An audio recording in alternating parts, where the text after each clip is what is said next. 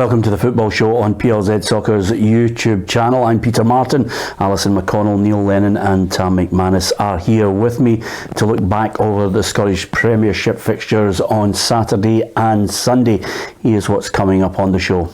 Michael Beale admits he's feeling the pressure after the 1-0 defeat to Celtic. The most pressures that we put on ourselves, and so we've fallen short of that today. Brendan Rodgers hails depleted Hibs for playing like men at Ibrox. Dundee boss Tony Docherty hits out at added-on time for Saints' equaliser. I heard the fourth official actually saying it well before the throw-in that 5 minutes are up. And Derek McInnes calls out referee over disallowed Kilmarnock goal before the penalty miss. He said that he wasn't expecting Stuart Finlay to score a goal. It's not his job to expect that. Okay, happy managers, unhappy managers, all in a weekend of football in the Scottish Premiership. So lots to get our teeth into. We're not going to waste any time. Rangers 0, Celtic 1. The fallout from it, as ever. One set of fans elated, the other calling for the head of the manager. That's just the norm these days, Neil Lennon, in a Rangers-Celtic match. Yeah, I mean, we did talk about the week that Michael had coming into it. It was the biggest week of his career. And it's not gone well for him, you know. Obviously, a heavy defeat in Eindhoven, but yesterday they were very poor, you know. And I thought Celtic wrestled the initiative in the first half and thoroughly deserved to be a goal up. And Rangers huffed and puffed second half, but without any sort of method to what they were doing, Peter. And you know, it was a very depleted Celtic team, and the fallout of that is that the confidence that Celtic will get from that will be massive. And they'll only get better as the season goes on with these players coming back from injury. It's a great win for Brendan. The flip side of that is all the pressure and all the eyes and all the scrutiny now is on Michael. Yeah, we can talk about and dissect the game, but going into the game, Alison, I think a lot of people were looking and saying, okay, there was is it fair to say the pendulum was swinging towards this is Rangers with a great opportunity to get the win? I don't think there's any doubt about that. I think the perception before the game kicked off is that Celtic were weakened, just given the fact that there's so many players out. It's been a very slow start to the campaign for Brendan Rodgers. Said he's not been immune to any criticism either in the back of the draw against St Johnstone and going out of the Cup to Kilmarnock. I think both managers were under pressure going into it. I think whoever was going to end up on the end of a defeat yesterday would have found themselves under pressure. I think if Celtic had been on the losing end, I think Brendan too would have felt a fair bit of pressure in the aftermath of it. I think Rangers will rue the fact that there was an opportunity to go and get a result, because what you expect now over the course of the next couple of months is that Celtic get stronger. They've got players to come back in who are fit. They've got players that have just come in the latter stages of the transfer window. You would anticipate that the team that over the next few months will look very different from the team that started at Ibrox. Yeah, and that team that started at Ibrox had a back line, Tam, that you and I were looking at each other and thinking, This could be a chance for Rangers to really run up a few goals, but it just didn't materialise. Yeah, I think any Celtic fan who's seen that back four would have had the fear, to be honest. A lot of players missing. Two centre backs never played together. Scales coming in from the cold.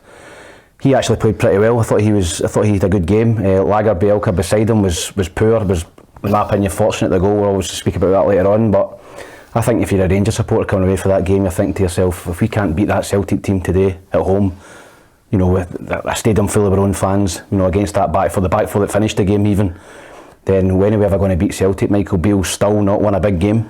I think that's in the back of his mind as well, the back of the Rangers supporters' minds. Lost the two big cup games last season in the league game, and then lost this league game as well. So I think the pressure is really, really on Michael Beale now, and I think that Celtic will only get stronger with the players they've got back, the players they've signed, and that was Rangers at full strength. Everybody available bar Barisic, and if you're a Rangers fan, you come out for that game and you're very concerned about where your team's going this year. It is his team, isn't it? You know, no doubt. I mean, he made all the sound bites over the summer. We need to freshen things up. We need to improve. So this is his baby now. They brought in, I don't know, 9 or 10 players, Tom.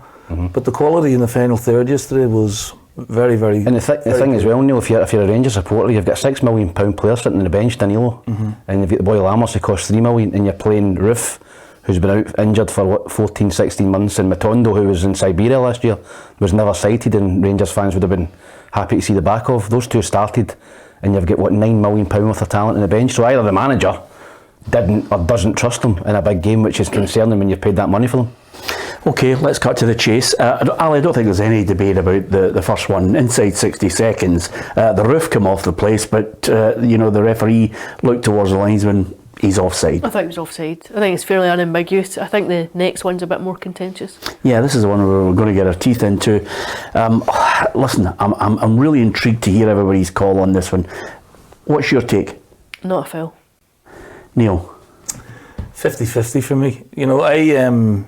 I looked at it, and obviously you see Dessers sort of get his leg across the defender, and he sort of kicks the back of his calf, basically. There's no contact from Dessers other than he gets his body across. 9 times out of 10, that's a play on for me, Pete. But I just wonder if there was any contact before that, just sort of made it put Lagerbielke off a little bit, but it's very soft. And if it was against me, I'd be really disappointed. Yeah. I thought Michael actually, in his press conference, handled it pretty well, whereas that had been a bit more probably animated about it. But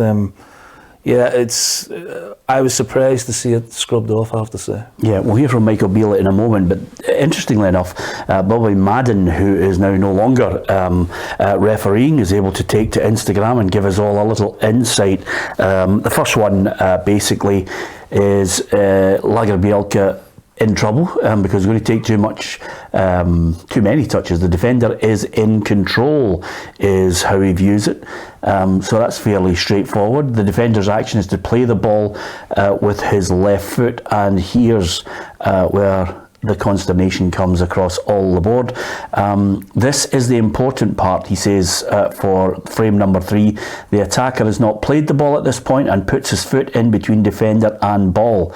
It's a foul anywhere on the pitch, no matter what happens thereafter.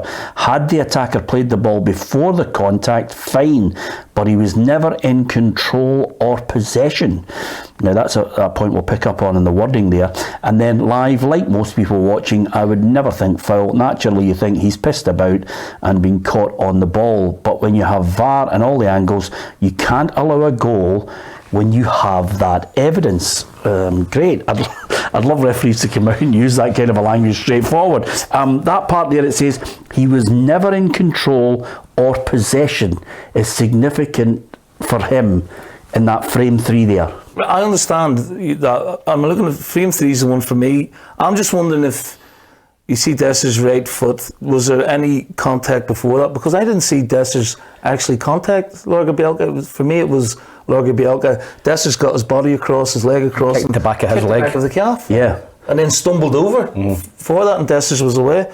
So I don't know if there's like minimal contact from Dessers originally, and that's maybe what's in the referee's mind. But I don't agree with what he's saying there. It's a foul anywhere on the pitch. I don't understand that. Yeah. We used to get our body across people a lot. And you don't need to be in possession of the ball. Of course you don't. Yeah. You just need to get your body across a defender and get contact, and you go down, you get a foul all the time. Okay, I'll nail my colours to the mast on this one. I didn't think it was a foul. I thought it was a perfectly good goal. Now, at the end of the day, you could have 5 or 6 referees, roll out every rule and interpretation on it. I looked at it and I thought, oh, that's harsh. The two of us were watching the game, Peter, and both of us said straight away that's not a foul. And the astonishing thing for me was they gave the goal, and he's then went and overturned it. I said it word through his ear, you've maybe made a mistake, go and have a look at this again, and then he's overturned his original decision. And I thought it had to be clear and obvious, and obviously Bobby's explaining it as if, well, it was clear and obvious it was a foul. Yeah. So that's referee talk, but in terms of we played the game, I don't think that's a foul. I think he's done really well, the striker. He gets his body across, he wins the ball, and then he gets through and it's a goal. So in referee speak, yes, it's a foul, so you understand why they've overturned it. But in terms of players or whoever's ever played the game, you would look at that and think that's not a foul. Totally agree with that. Yeah, let's cut to the chase then of, right, we're accepting the referee, the VAR, even a former referee Bobby Madden, we accept that point, we move on. We've given our interpretation, our opinion on it. As far as the game is concerned, I'm absolutely gobsmacked, because 30 minutes in, you would have actually had to have reminded somebody that there's 50,000 Rangers fans in there. They had completely silenced it, and Callum McGregor had cigars out in the middle of the park.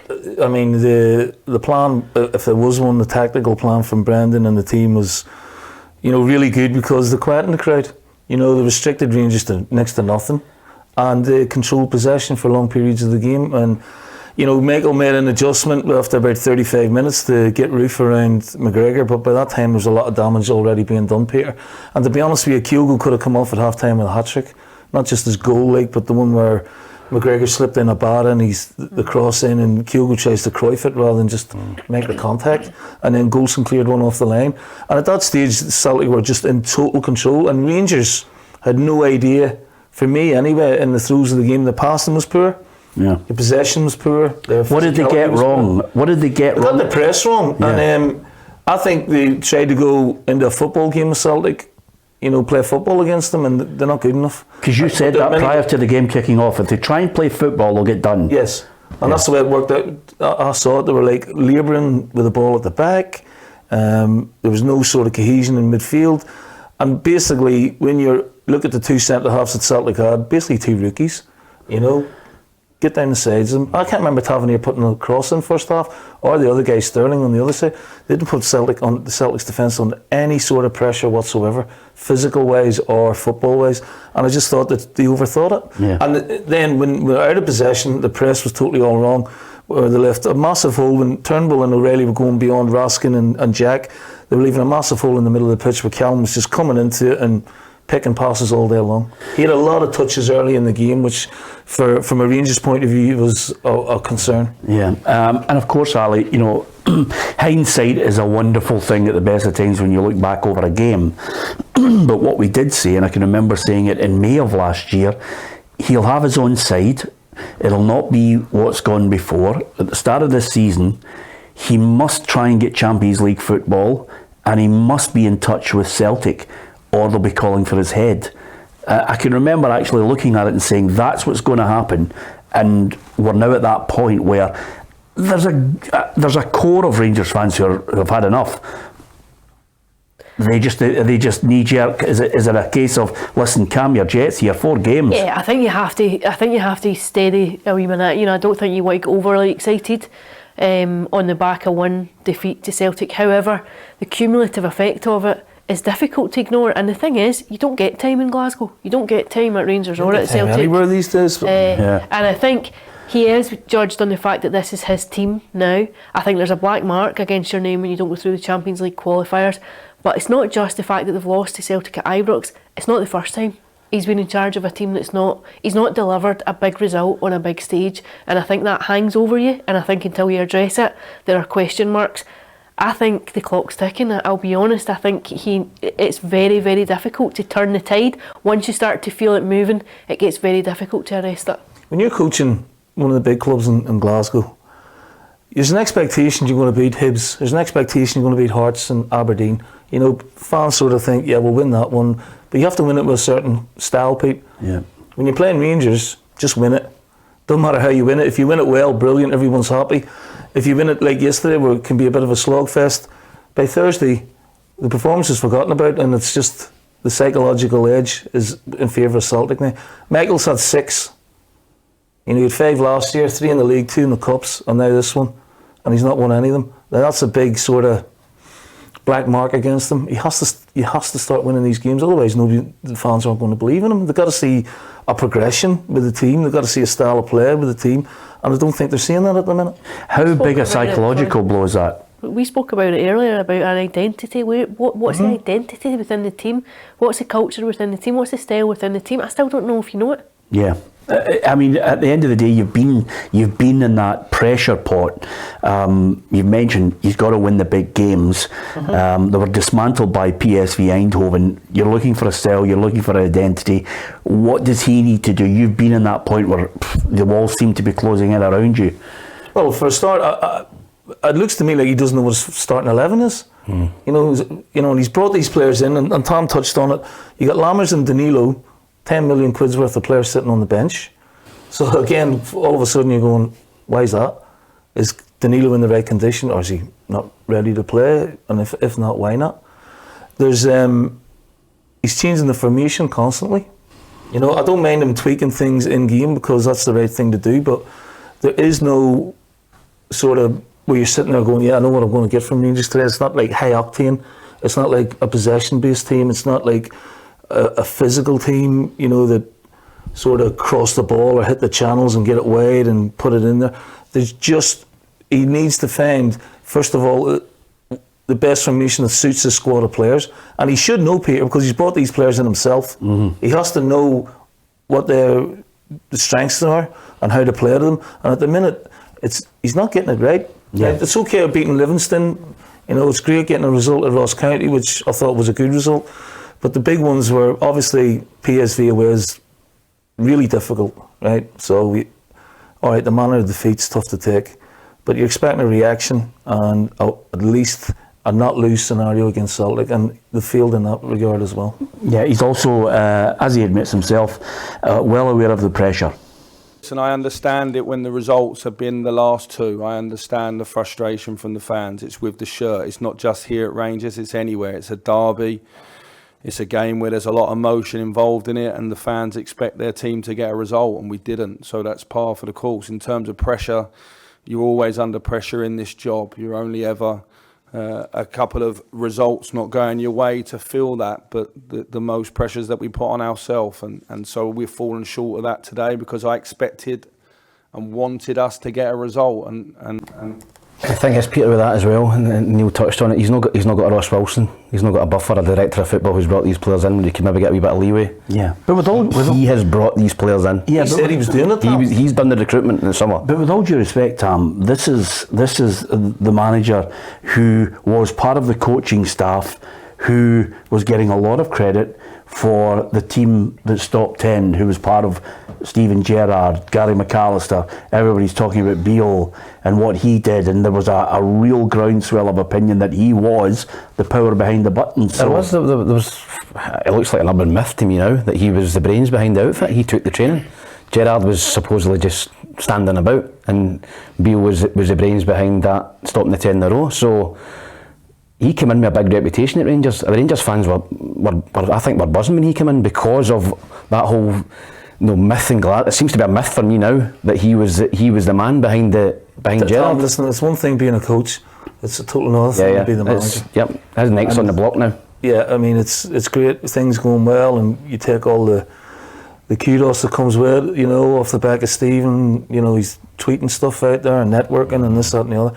The reality is, 12 o'clock on a Sunday, you got to win the game, mate. Yeah. The other thing about it, and I know a number of people look at certain key points. We've discussed the point, given your take on that Kemar Roofe disallowed goal. Rangers are going to contact the SFA to demand answers over that disallowed goal. The club's going to reach out to head of the referee operations, Crawford Allen, to look for answers over the decision-making process during that incident. And sources at Rangers say officials at the club are bemused by the decision, pointing out that any decision to intervene by VAR has to be on the account of a clear and obvious error by the referee. It goes on. The fallout, that's the type of fallout you get from it. That's where we've all debated that point. But let's flip it now, because there'll be a number of Celtic fans saying, oh, wait a minute, as we often talk about, is the crisis created by a team losing and the pressure on the manager at this moment. The one thing you can't get away from is Celtic deserve great credit for the performance of the team and the manager, who we all know is a top coach, regardless of the circumstances of him leaving and then coming back.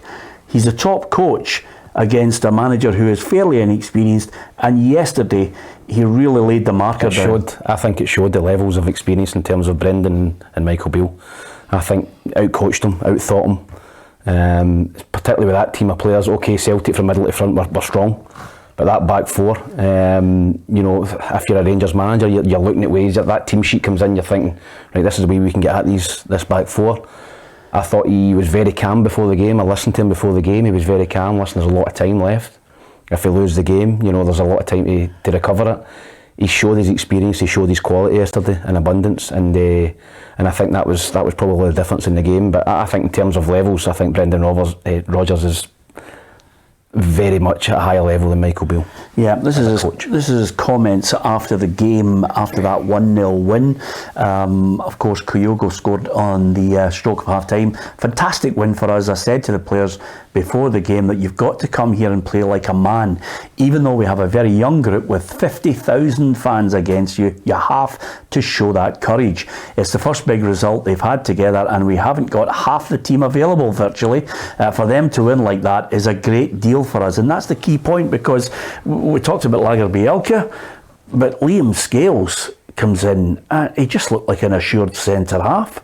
I thought he was outstanding. You know, I thought he was a great game, and you know, we gave him man of the match at the game. I thought, you know, his positional sense was good. I thought he was good on the ball, Pete. He was composed. He got physical when he needed to. He hardly put a foot wrong all day. And you know, again, we're talking about the two centre halves. You know, the rookies. You know, and this is what Alison talked about and what Tom's talked about. The opportunity that Rangers have lost. You know, with that back four, they ended up with Tony Ralston, Lager Bielka, Scales, and Bernabé as a back four. I mean, they've probably never played as a back four before. Might not even play together in the League Cup or something like that. And that's you know, why there's so many question marks about the Rangers' performance yesterday in the end. I thought they were fluid in the first half. I thought they sort of faded, which is understandable as a unit, and they got deeper. But they always looked dangerous on the counter attack as well. You know, Butler made a great save from Abada, and then Miera, who's always a threat on the counter, you know, looked very strong and quick, and took Celtic up the pitch. But Rangers never, for me, had it pinned them in. Yeah, and it was like, you know, you could never feel as if, you know, I never got the feeling that a goal's coming here. Do you know what I mean? It was sort of bits and pieces the whole way, and the game and their passing and the moves were all sort of pedestrian and, you know, hard to work out. And I'm going to be blunt about it as well, Alison. As a spectacle, as the pinnacle of Scottish football, I mean, listen, I'm taking nothing away from Celtic, because the manager and the way they played, you know, the best team won. I thought it was a poor spectacle. Yeah, I thought it was scrappy. I don't think it ever really got going as a game. I thought it was slow at times too, which you don't always get. I think sometimes the pace of the Celtic Rangers games can be fast. I thought it was, I didn't think there was much quality in the game. I think that was reflected just in, it felt very stop-start. Both teams, I thought, in the second half were guilty of conceding the ball cheaply. But yeah, I think you'll see better games this season. Yeah, and on a week like this, we can't hide the fact, Neil, that we've got Aberdeen in a European competition where they should have been in the higher grade Europa League. You've got Rangers dropping down to the Europa League. You've got Celtic, who I think will face a sterner test this season, where people will be looking at Brendan Rodgers in the Champions League. But out with Scotland, you would speak to so many people who will look at that game as our spectacle, you know, the ultimate of what Scottish football has to offer. We think out with Celtic and Rangers it's poor. I agree. I agree. I thought that last season, you know, and I'm looking from the outside in when I was in Cyprus, looking at the results and some of the games that were sort of broadcast. Yeah, I don't know if it's a lack of finances, Peter, but I do know that Aberdeen have spent. I do know what Hibs have spent. But at the minute, we're not seeing, you know, there's a real genuine lack of quality and consistency of performance and cohesion amongst these teams, and Celtic are way ahead of the rest at the minute. Yeah, and just out of curiosity, without being brilliant themselves, you know what I mean? I do think there's far more to come from the Celtic team, and I do like the group they got in the Champions League. I think it's feasible that they can get European football beyond Christmas. Third, possibly. Why not second? You know, if you can win your home games against, I think Atletico will probably run away with the group, but then, you know, you got to fight for second and third, and they've got a chance. It might give Neil a phone, but how we beat Lazio home and away. No, I was going to say, yeah. Been there, done that, Pete. But to be fair, that's when you were a good coach. Remember how they all flipped? No, but a couple of months later it was rubbish, like, you know what I mean? Absolutely. Don't I was only mean 12. Don't worry. I'll get you. You got my back. Don't worry about it. But I was going to say to you, just out of curiosity, when the goal goes in, did you think to yourself, I'll stay behind the triple-plated glass and not cheer, or were you the only voice in that corner of that skybox cheering? Because there's 50,000 Rangers fans and you couldn't see in. Is that right? Because the windows are dark. What a joy that was. Quite a nice grin on my face. It was a brilliant goal, I have to say. I mean, he's took it so early. Goalkeeper's no set. Like other people, like I don't know, might have taken a touch and gone closer, but yeah, you're right, Tom. The goalie wasn't set, and he struck it beautifully, and it was so surreal because it just all went silent. Yeah, but you're thinking, did you think it was offside? No, I'm not. Because it's so silent. Because it's so quiet. Kyogo thought he was offside. Kyogo he ran away and he looked around, and then obviously you see it like he's clearly onside, and it's a brilliant finish. But at that stage, I felt Celtic deserved the lead. You know what I mean? Second half as the game wore on, like we touched on the Lammers chance and Danilo had a chance, but it's like I said earlier, there was no sort of it's coming. They're going to break them down eventually. It was all really bitty. Yeah, and if you want to see the flip side of it all, the elation of a small group of Celtic players and the backroom staff and the manager who deserves great credit for pulling it off. The other side of it is 50,000 Rangers fans let the players know exactly what they felt, and the captain James Tavernier had no argument with that. Well, it's justified. Simple as that. We didn't get the result which the fans wanted, and it's totally justified. Whatever happened with the VAR, but we as a team still had enough time with the whole second half to really test your heart, and we got in the final third quite a lot, but we didn't. We weren't clinical. Well, he received a lot of criticism over the last 24 hours, James Tavernier. He seems to be the main focal point of people when it doesn't go right, having a go at him. It's always the same if you're the captain of the club. I think he's a focal point. He's going to be the eye of the supporters. I thought it was poor yesterday. I don't know if he's lost a yard. He looked, and listen, he was up against Maida at times, who was rapid, but he looked pedestrian and slow at times. He didn't get forward. He didn't, as Neil said, he didn't put a lot of crosses into the box. Usually, Tavernier's bombing up that right hand side. He's whipping balls in. I didn't see it yesterday. I thought he was poor, but I thought all the Rangers players were pretty average, bar the goalkeeper, who's probably the only one who maybe gave pass marks to. Okay. Set pieces were poor as well yesterday for deliveries. Rangers. No, totally. They're quite a big team as well, with goals and guys like that as well. Especially in comparison with Celtic, they're such a small. But then again, did they have enough corners and that? You know what I mean, Alison? There wasn't enough action. They had plenty of the ball in the second third of the pitch, but not enough in the final third to really but warrant the win anyway or a goal. You know better than anybody, and obviously we've had players who have played in these games before on this programme over the 10 years. And I look at you and Paul Lambert, and there's nothing better than a Valharan, a Miyalbi looking and saying, I only need to play the ball 5 yards because these guys are so confident, they can take it under pressure and bring it out. Barry Ferguson, people look and think, what did Barry Ferguson do? I'll tell you what Barry Ferguson did. He took the ball off the centre halves, took the pressure off them and moved the team forward. And McGregor had the ability to do that because they never pressed them. Yes. Well, it was glaring. There's so many times where they were trying to hem Celtic in on one side, and it was just one pass through them, and Callum's got a 15-yard area just to bump, bump, bump, bump. And you know what he's like? He's like a metronome. He just keeps the whole thing ticking over. And even when we talked about the Kyogo chance earlier, where he slipped in a Abada, he's got acres to play in, Pete. Yeah. Not really play a Abada in, but he's got so much time on the ball to string everything together. Now, like I said, they did tweak it. And they did stop him sort of dictating the game, but by that stage, Celtic had settled into it. Because when the goal went in after 40 seconds or whatever, the goal that was offside and the roof came off the place, you think, gosh, Celtic are going to be really up against it because the crowd are up for it. You're willing them on. You're playing within that stadium and against the energy of the crowd. But I thought within a few minutes, it really silenced. It really came down. I thought McGregor was the reason for that. You made a good point there about somebody like a Barry or a Lambo or somebody.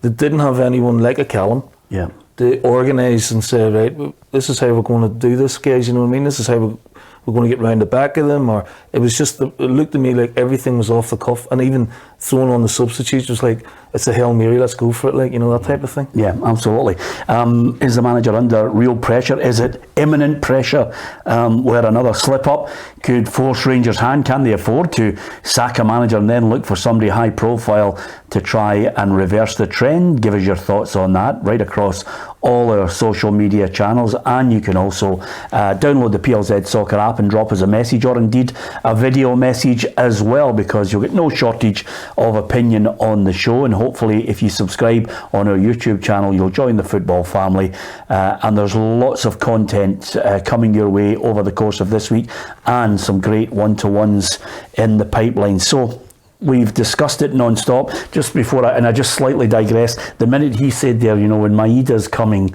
at you, at his usual 100 miles an hour, and it's very difficult, whether it's Tavernier or anybody else, to try and stop him. The only, see if you can do a bit of telepathy here. The only player I've ever watched you play against who absolutely just ran past you as if you were. Yes. I was doing the commentary that night and I just said, I should have filmed him. I mean, I was just saying, take him out. I didn't say that in commentary. No, because I was on a book and I couldn't. You know what I mean? It was like extra time in the Champions League, and I'm thinking. But Celtic would have been stronger with 10 men. Yeah, but with me, I was 75 at the time and all. And to be fair, he wasn't bad.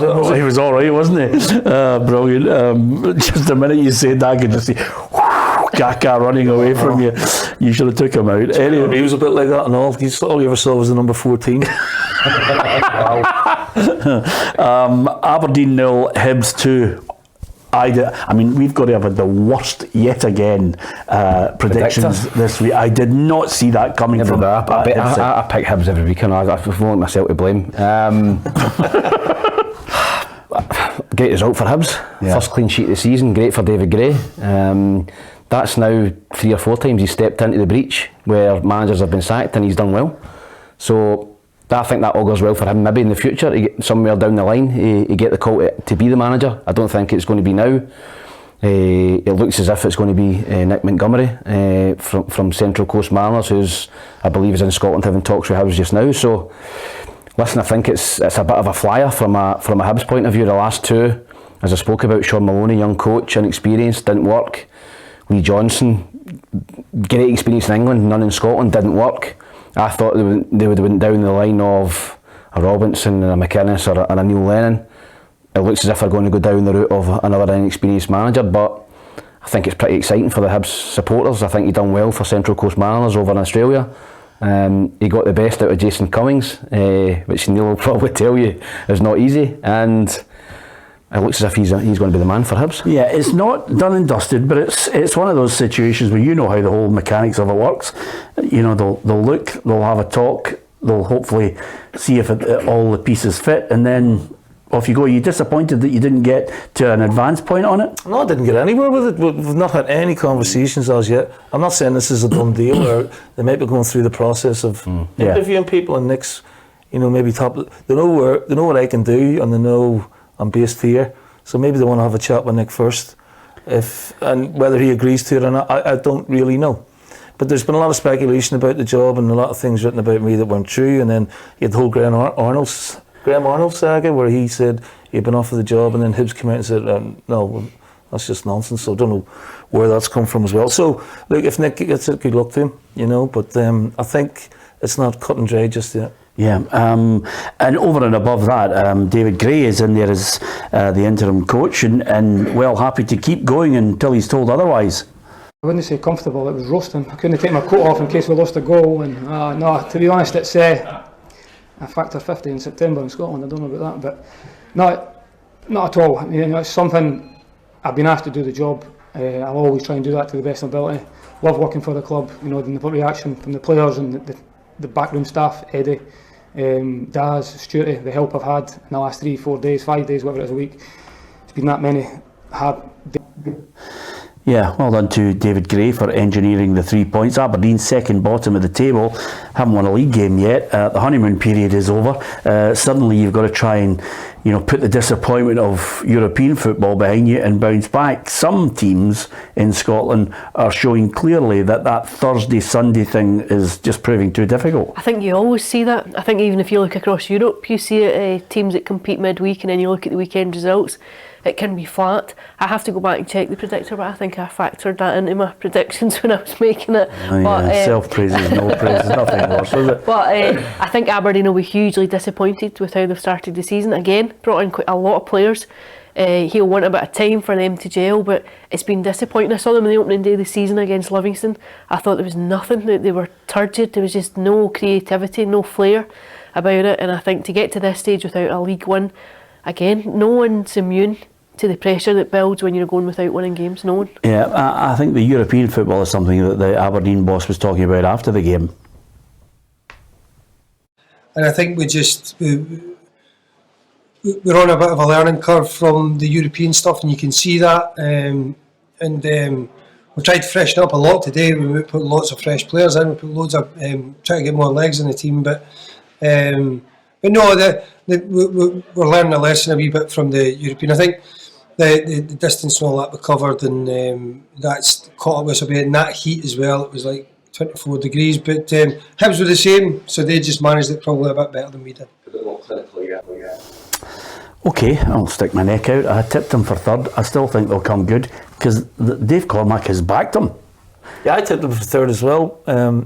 Like, they're in Europe anyway, so they've got to get on with it now, Pete. Yeah. He's in the Europa Conference, and you know, if you're bringing in these players to, you know, give you squad strength and depth, then, you know, they should be able to cope. Now, he's saying it's a learning curve. You know, listen, Barry's played for Celtic. He's played in Europe, and he's played, you know, for a team that goes like Wednesday, Saturday, Sunday, whatever. He should know how it goes. It's difficult, I understand that. But Hibs were in the same position. They played away in Birmingham, came back up, then had a 3-hour drive the night before the game.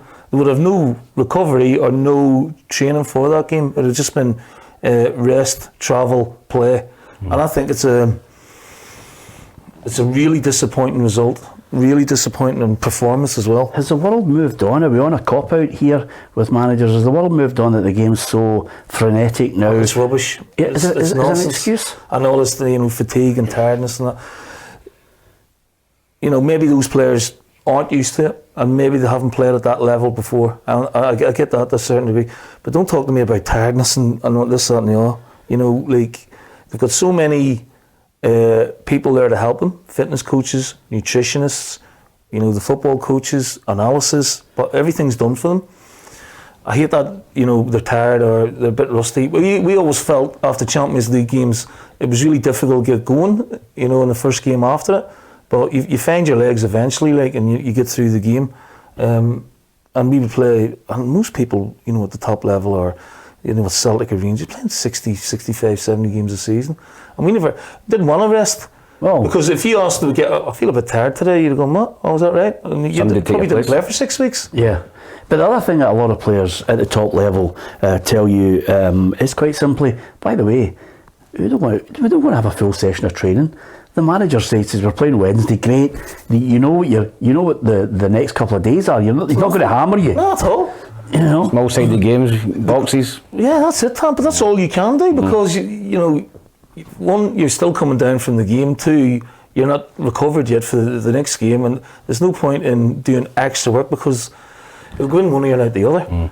Mbappe, Messi, Ronaldo, Haaland, all these great players. You never hear them complain at all, Peter, about being tired.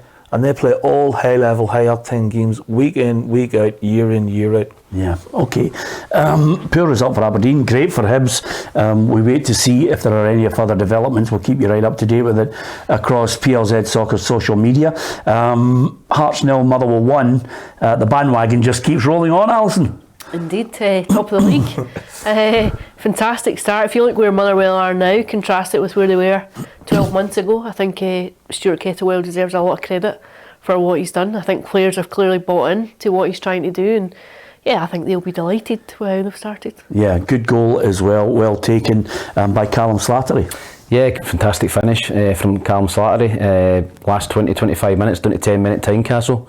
Long time to hold on to a 1-0 win with 10 men, and they've done that. And I think that Stuart Kettlewell will still to lose away from home as a Motherwell manager, which is an astonishing statistic. They're sitting level at the top with Celtic. He's done a great job. He's done a good job at Ross County. He's came in when Motherwell were really, really toiling. I mean, they were in a relegation battle when he took over. I thought the trapdoor was open. They were, you know, great pals with Stephen Hamill and Brian Kerr. I was disappointed they lost their jobs, but he's come in and he has lifted them literally from the bottom to the top. And on a shoestring budget, I don't think Motherwell have got a big budget. I think they are a fan-owned club. You know, they live kind of hand to mouth every month to month, and he's doing a great job there. Well, with that in mind, if you're a Motherwell fan, we've got a lovely interview. Kerry Pollock caught up with the Motherwell manager, and you can see the exclusive interview, maybe revealing the secrets of how Motherwell have had such a good start to the season off the back of the way they finished last season.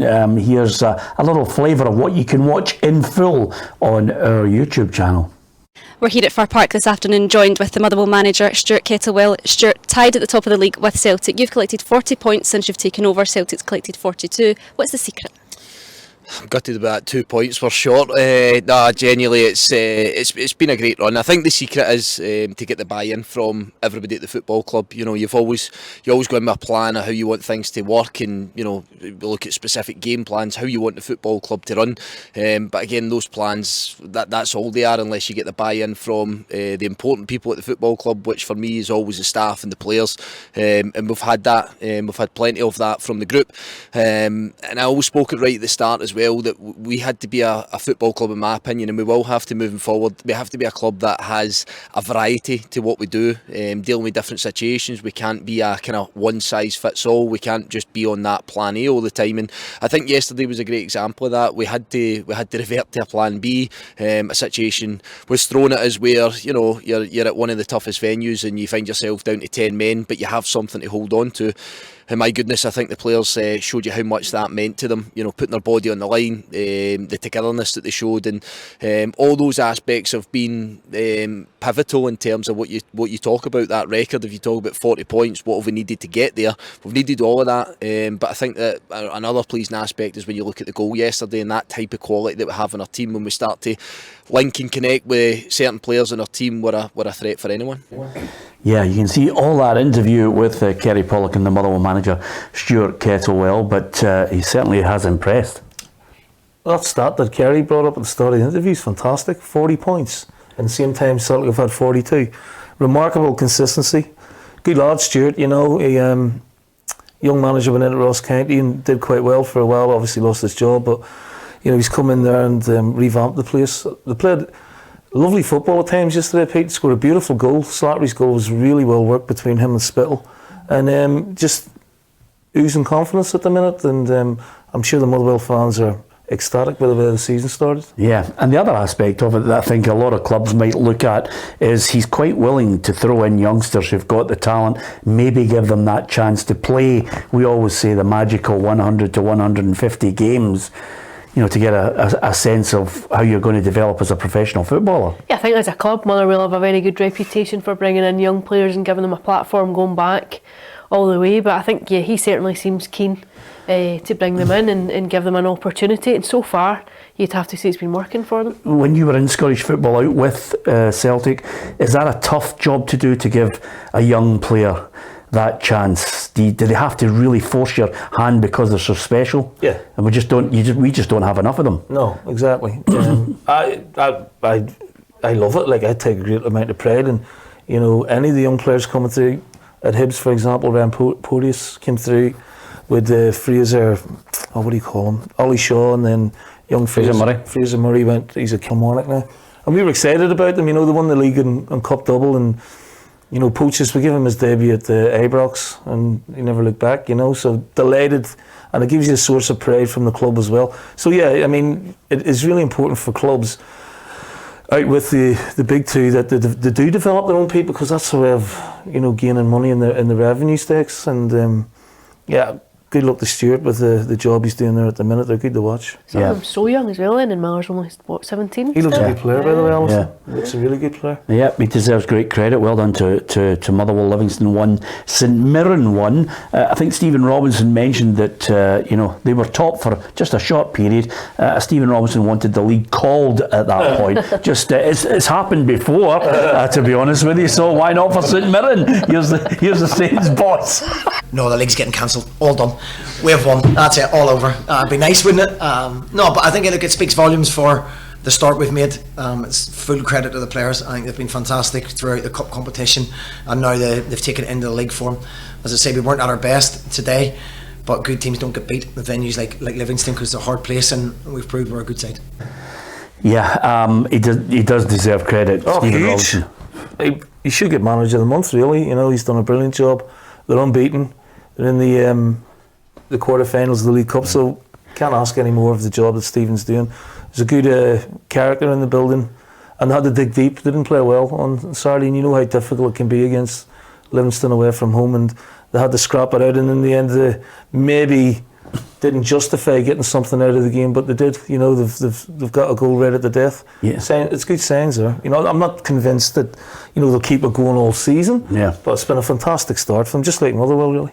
Yeah, and with that in mind, the other thing that a lot of teams are getting used to now is the fact that there's quite a bit of injury time added on in these games. Maybe not as much as I would like, but that's for a separate show. But David Martindale is changing his side accordingly.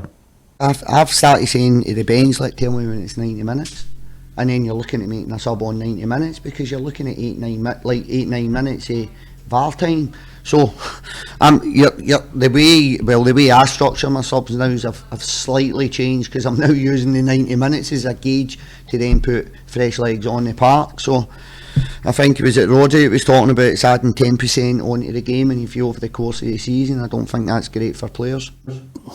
Yeah, interesting times with that. That's from a Livingston point of view, they get a point. Kilmarnock, Ross County, I mean, I just didn't see this coming at all. No, that done us in the predictor. It did. A shock result, probably, for a lot of people. I think Kilmarnock started the season tremendously well. Now back-to-back defeats after a really strong start. I thought they were a little bit unlucky, to be honest. I didn't watch the whole game. I watched the highlights, and they'd a lot of chances. I thought Ross Laidlaw, Neil will know well from Hibs. I thought he was excellent. Some great saves. They're unlucky with the goal.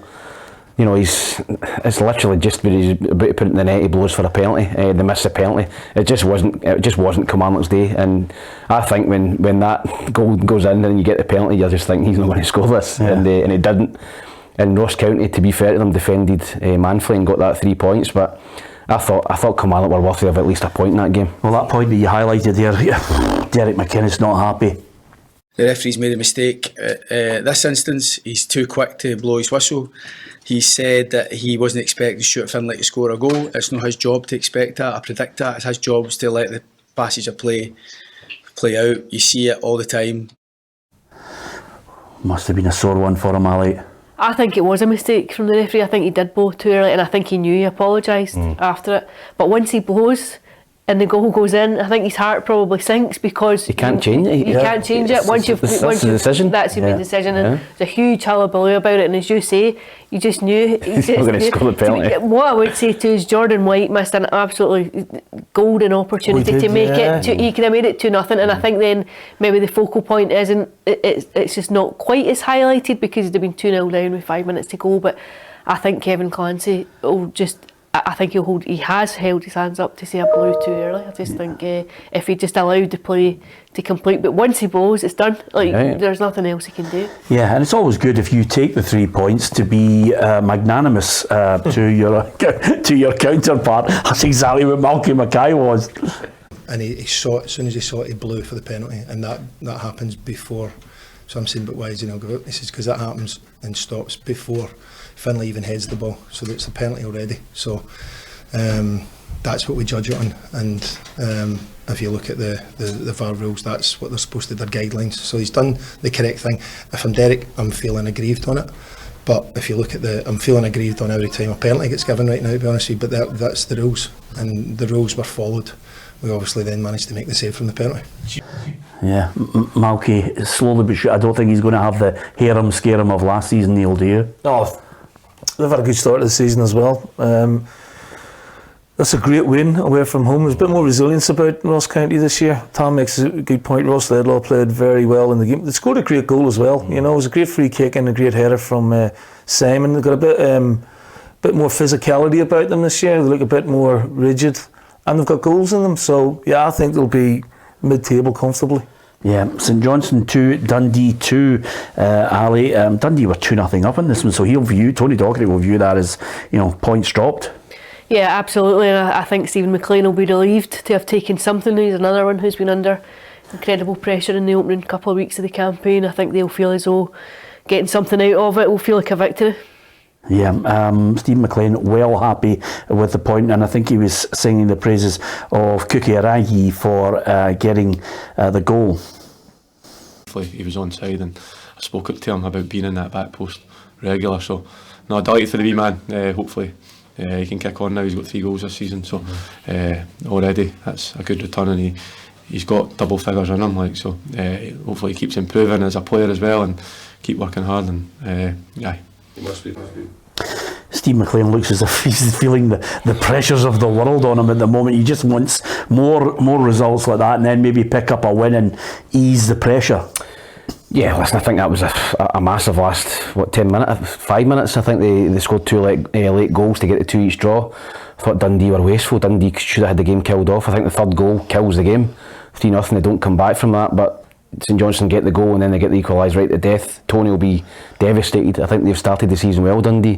They look as if they belong at this level. They've got a bit of confidence about them. Great result last week against Hearts. That would have been a great win, you know, in a kind of local derby as well, away from home. He'll be devastated by those late equalisers, but they didn't defend the situation well at the end, and that cost them. Yeah, Tony Docherty fuming at the end. Well, you know, I heard the fourth official actually saying to Willie before the throw in that the 5 minutes are up. So, you know, interpret that any way you want. Yeah, okay. Some managers don't need to elaborate. I think you know exactly how Tony feels about that, and managers are always quick at the side to complain about time that's not been added on, and when it's up as well. Here's a table on how it affected Tony's team as well as others. Celtic on top with Motherwell just tucked in behind them. It was St Mirren. Rangers now at this point 4 points behind Celtic. You've got Ross County, Dundee, Livingston, Hearts, Kilmarnock, Hibs, and then Aberdeen and St Johnstone at the foot of the table. The window is closed, so we're now in that position where we've looked at the teams, we've got an early indication of the way it's going. So who's winning it, and who's getting relegated, and who's in the playoff for you? Wow. I have to say, on immediate impression, I think you'd have to say Celtic are the team to beat. I think there's a stat that we trot out all the time, that whoever wins that first Old Firm game of the season invariably goes on and wins the title. I think the trend has been bucked only 7 times in the last 38 years or so. I think that's a massive game. You can't see that's a journalist. That's That's somebody. It's a massive fixture. I mean, I'm trying to think if I did it. yeah, she was half an hour late for the party last night. Just You were the one that didn't, by the way. Lost that first game at Ibrox. For all the managers, by the way, just let me know this. Who's getting? I think it's a huge game. I think it's a really massive game for everything that goes on round about it, the psychology behind the game, and of course it opens up a gap. I think it's massive. So if you're asking me about the title, I think Celtic are the team to beat. I think you would expect them to go on and defend it. In terms of relegation, I think that's a bit harder based on initial evidence. I'm going to go St Johnstone. Yeah, playoff. Dundee. Third. I went for Aberdeen at the start. I'm not sure if I still see enough in Aberdeen to go and see third. I think it depends in the next couple of weeks how they recover. Neil Lennon. Celtic. St Johnstone. I'm sort of wavering between Dundee and Livingston for the relegation place. I'll go Livy. Yeah, I'm third place. I'm not convinced on Aberdeen either, but I'll stay with them because I think, you know, they'll get better as the season goes on. They've got strength and depth, you know, and they're going to need that as the season goes on. Yeah, I'm going to go Celtic, Rangers, Aberdeen, St Johnstone to get relegated, and that second bottom is so tough, but I'm going to stick my neck out and say Livy on the basis that David Martindale can come in here and absolutely leather me if I get it wrong. Yep, Celtic to win the league, St Johnstone bottom, Livingston second bottom, and I fancy Hibs to finish third. Yeah. I think if they sort that back line out, they've got the best front three out with the. They'll keep speed on them. 2 wingers. Boyle and Johan, and you've got the wee boy Lafondre, you've really got Doys, and you've got impressive, Venti. So I think they've got plenty power and plenty pace up there to score goals. Okay, we'll see at the end. I'm not going to knock it because you've had a good couple of weeks on the odd mad predictor, so you could have a great run. As far as the predictor's concerned, it was just one of those weekends where Proud Scott is doing really well. He's just holding his lead of the punters who are involved. You can still get involved in it, by the way. The second there. Ninja elephant. Yes, I'm bet against him. I know. I didn't read that. Ninja elephant. But to be fair, that's how he's looking at the moment. We're not too bad in it, Tam. I mean, I'm looking at. Am I the only one in the top 42 up there? You're in 42. You're in 42. You're in the top 100. I'm in 168th place. Ruffy's at 241. What's going on with Kerry? Kerry's just I'm going to have a word with her. Just having a nightmare, by the way. But with that in mind, with Kerry, don't forget she's got an exclusive interview today with Stuart Kettlewell. If you're a Motherwell fan, really good to see what she has to say. What Stuart has to say to her, well worth watching that, because it's been a good start for Motherwell. English Premier League, here's the results from the weekend. Luton Town 1, West Ham 2, Sheffield United 2, Everton 2, Man City with a convincing 5-1 thumping of Fulham. Nottingham Forest beating Chelsea, and the Chelsea fans are not happy. Ange Ball, the football just keeps going on. 5-2 against Burnley, a 2-2 with Brentford and Bournemouth. Brighton dismantling Newcastle 3-1. Crystal Palace with Roy Hodgson again working his magic in a 3-2 win, with Odson Edouard scoring a couple. Liverpool 3-0 over Aston Villa, and Arsenal defeating Manchester United. What was the pick of the highlights of the Premier League for you? Forest beating Chelsea. Didn't see that coming at all. Yeah. That's a hell of a result for Forest. And quite like the look of Liverpool at the minute and all, Pete. Yeah. That's an emphatic win against Aston Villa. A very, very well coached team. So I'm liking the look. I think Liverpool will be the team to run Man City close this year rather than maybe Arsenal. And I've got to worry about Newcastle at the minute. Yeah, can I just ask you this? What happens if you're sitting there? Give me an insight as a manager. You're sitting there at Anfield and the door knocks and he said, look, I know the window's closed, but Saudi Arabian side have just offered 200 million for Salah. Absolutely no chance. and it's 200 million. I don't know if does he get a year left? I think so. I don't think the 200 door, million. I don't think the door chaps. Come on.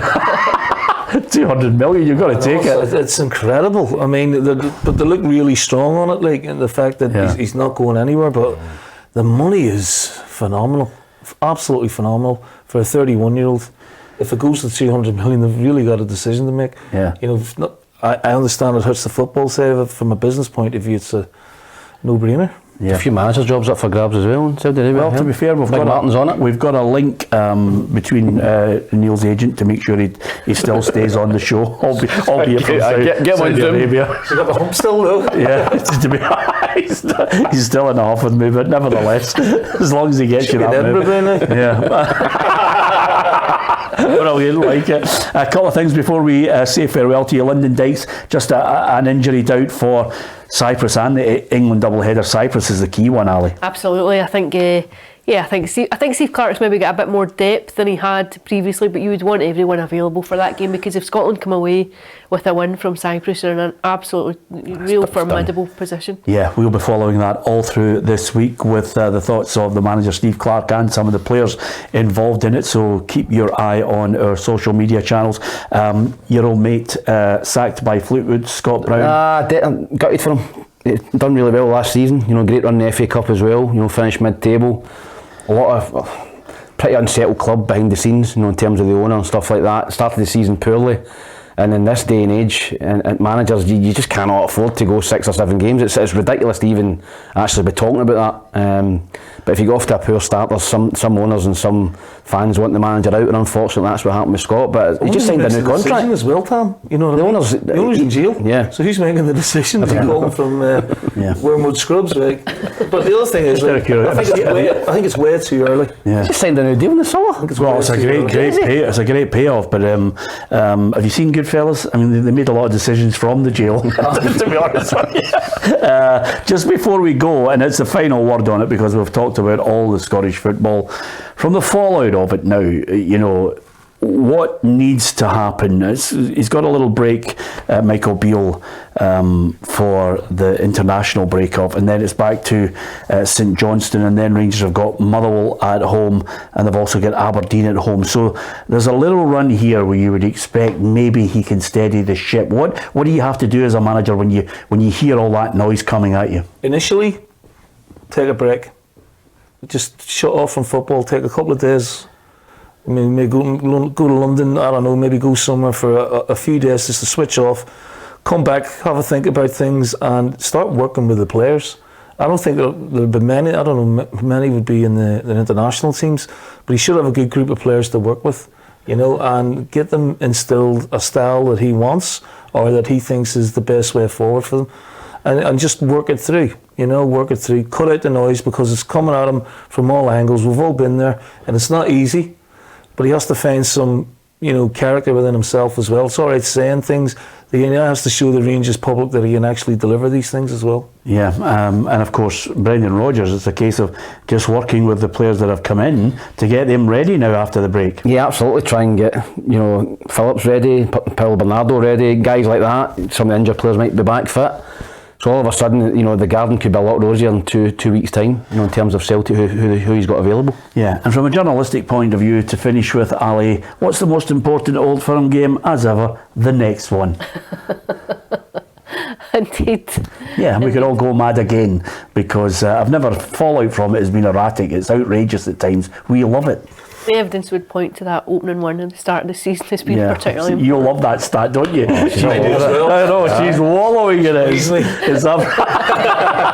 I'll leave Neil on a happy note. Hope you enjoyed our opinion. You'll get lots of it. Don't forget the Women's Football Show is fantastic, because we're really looking forward to it. Rachel Boyle is the guest, talking football and hopefully getting back from her injury, Alison. Yeah, she was fantastic. She's a great guest.